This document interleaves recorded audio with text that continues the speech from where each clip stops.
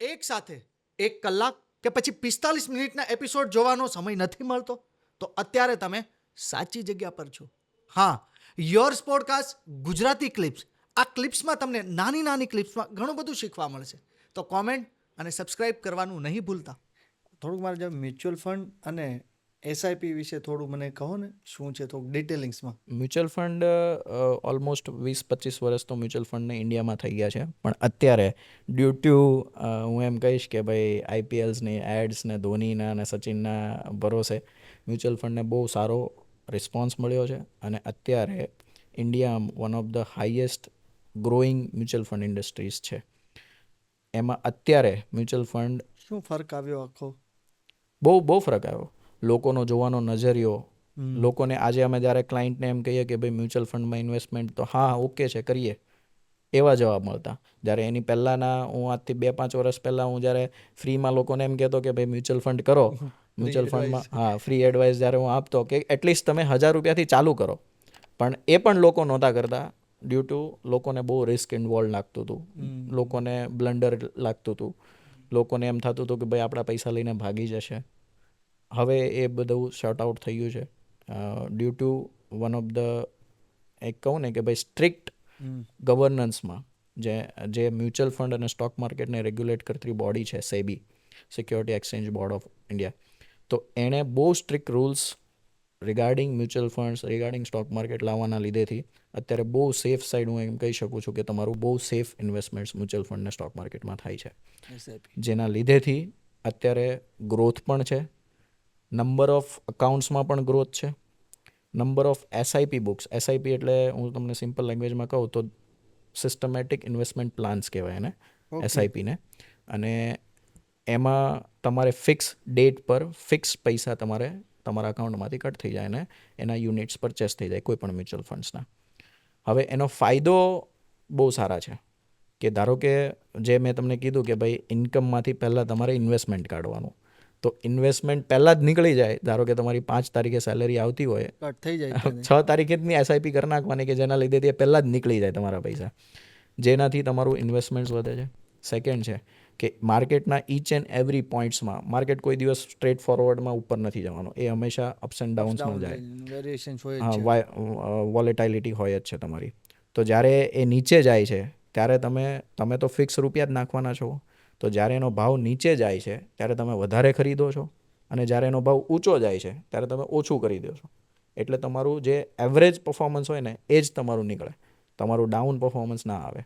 અત્યારે હાલની તારીખમાં હું 100% શ્યોર છું કે કોઈના પણ મ્યુચ્યુઅલ ફંડ્સમાં જેણે 5 વર્ષ પહેલાં ઇન્વેસ્ટમેન્ટ કરેલું હશે એનો નેગેટિવ તો નહીં જ હોય, એ હું શ્યોર છું. કોઈ પણ મ્યુચ્યુઅલ ફંડની અંદર એને ઇન્વેસ્ટમેન્ટ કરેલું હશે તો 5 વર્ષ ઉપરનો સમયગાળામાં એનું નેગેટિવ રિટર્ન્સ તો નહીં જ હોય. અને એ પણ શ્યોર છું કે 10 વર્ષથી જેણે ઇન્વેસ્ટમેન્ટ કરેલો છે એનું 10%થી નીચે ઇન્વેસ્ટમેન્ટ, 10% રિટર્ન્સથી નીચે રિટર્ન્સ નહીં હોય. તો મ્યુચ્યુઅલ ફંડ ને એસઆઈપી અત્યારે ફૂલ જોશમાં આગળ વધી રહ્યા છે. ઇન્ડિયામાં અત્યારે 20,000ની પર મંથ 20,000 કરોડની પર મંથ એસઆઈપી બુક છે.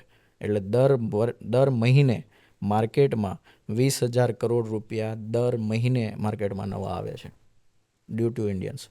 અને હજી તો આ બધા ઇન્ડિયન્સથી એ થયું છે. અને હજી તો આ 4.9% જ છે ટોટલ પોપ્યુલેશનના. 4.9% જ લોકો ઇન્વેસ્ટેડ છે આમાં. હજી તો બહુ મોટો ફિગર આવવાનો બાકી છે. તો મ્યુચ્યુઅલ ફંડ્સમાં નોન ડાઉટેડલી બહુ એક્સપોનેન્શિયલ ગ્રોથ પોસિબલ છે, ઇવન સ્ટોક માર્કેટ્સમાં અને મ્યુચ્યુઅલ ફંડ બંનેમાં. ઓકે, આપણે આ વાત થઈ ગઈ કે ચાલો ફિક્સ એક મંથમાં એક ઇન્કમ આવવાનું હોય, એની પછી આ બધું ઇન્વેસ્ટમેન્ટ ને એ બધી વાત. ઘણા લોકો એવા હશે કે જે એક એવી ફિલ્ડમાંથી બિલોંગ કરતા હશે કે એમની પાસે અમુક સમયે જ અમુક અમાઉન્ટ આવતું રહેતું હોય છે, ફિક્સ નથી હોતું. તો એમની માટે પણ કોઈ પ્લાનિંગ કે એવા કોઈ ખરા? એમની માટે લમસમ અવેલેબલ છે કે જ્યારે એ થોડું મને ડિસ્ક્રાઇબ પૂરું કરો. જ્યારે કોઈ પણ જગ્યાએ તમારી પાસે પૈસા હોય છે તો તમારું ઇવન સ્ટોક માર્કેટમાં બી અકાઉન્ટ હોય છે અને મ્યુચ્યુઅલ ફંડમાં બી અકાઉન્ટ હોય છે. તમે લમસમ ઇન્વેસ્ટમેન્ટ્સ કરી શકો છો જેટલા પણ રૂપિયાનું હોય એટલા રૂપિયાનું. અને અત્યારે હું એક વસ્તુ બીજી પણ કહી દઉં કે અમે અમારા ઘણા ક્લાયન્ટને રેકમેન્ડેડ કરતા હોય છે કે ધારો કે માર્કેટ 2% કે 5% કે 10% નીચે જાય છે તો શોર્ટ તમારી પાસે જે પડેલા 2, 5, 10, 15 જેટલા બી ઇવન લાખોમાં બી રૂપિયા હોય તો તમે ઇન્વેસ્ટ કરજો. નીચે જાય છે ત્યારે હા, નીચે જાય છે ત્યારે તમને એમ ન્યૂઝ મળે છે કે ભાઈ 2% માર્કેટ નીચે ગયું છે કે 5% માર્કેટ નીચે ગયું છે કે 10%. તમે 10 વર્ષ પછી મને શોર્ટ યાદ કરશો અને શોર્ટ તમારું રિટર્ન પોઝિટિવ હશે. એમ પાક્કું. કારણ કે ઇન્ડિયામાં હજી તો આપણે ઇન્ડિયાનો જે જીડીપી છે બરાબર છે એ $4 trillion જીડીપી છે. આપણા કરતાં હજી 3-4 દેશો આગળ છે. એ 3-4 દેશોનો જે પોપ્યુલેશન છે એ પોપ્યુલેશનનો રફલી હું અંદાજો કરું તો 50% લોકો એના પોપ્યુલેશનના લોકો મ્યુચ્યુઅલ ફંડ કે સ્ટોક માર્કેટમાં ઇન્વેસ્ટેડ છે. અને આપણે હજી 18% પહોંચ્યા છીએ. એટલે આપણી પાસે હજી બહુ મોટો ગ્રોથ છે. હું એક સિમ્પલ ફિગર્સમાં તમને વાત કરું. ઇન્ડિયામાં ટોટલ 150 કરોડ લોકો આજુબાજુ છે. એમાંથી 80 કરોડ આજુબાજુ પાન કાર્ડ છે. એ 80 કરોડમાંથી લગભગ રફલી 12-15 કરોડ લોકો પાસે ડીમેટ અકાઉન્ટ છે. અને 18 કરોડથી 20 કરોડ આજુબાજુ મ્યુચ્યુઅલ ફંડ્સ અકાઉન્ટ છે. હવે હું તમને એક શોકિંગ ફિગર કહું. ડ્રીમ 11 પાસે 22 કરોડ લોકો છે. એટલે બહુ ટ્રમેન્ડસ સ્કોપ છે. હવે ડ્રીમ 11 જે એક એપ્લિકેશન છે એની પાસે 22 કરોડ ડાઉનલોડ છે અને ખાલી મ્યુચ્યુઅલ ફંડ્સમાં 18 કરોડ લોકો છે. તો હજી તો આપણે બહુ સર કરવાનું બાકી છે અને હજી ઘણા બધા લોકો ઇનબિલ્ડ થવાના બાકી છે. ખરેખર હું કહું તો હજી પેનિટ્રેશન જ નથી આવ્યું. એટલે હજી તો ટ્રમેન્ડસ પોટેન્શિયલ્સ છે કે જેમાં લોકો આવશે. ઓકે. અને હવે તો ઇન્ડિયા એમ કહેવાય ને કે ભાઈ ગ્રોઈંગ સ્ટેજમાં છે મોદી 3.0ની જે લીધેથી.